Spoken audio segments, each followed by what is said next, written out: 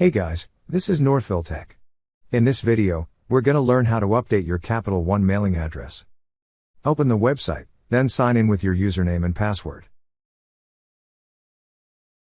Once you're signed in, you will see a drop-down arrow at the upper right part of the screen, beside your profile icon. Click on the drop-down arrow. On the drop-down list, you will see an option for Profile. Click on Profile. On this page, you will see a section for addresses. Under Addresses, you will see your mailing addresses. On the right side of your mailing address, you will see an edit icon.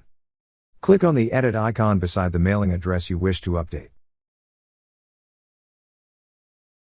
Then a pop-up window will appear. There, enter all the necessary information about the new mailing address you wish to use.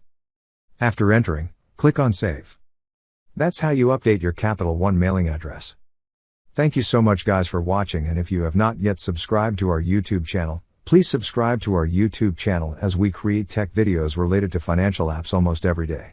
Also check out our website northvilletech.com for great tech articles, and our recommended resources in the description below for various sign-up bonuses.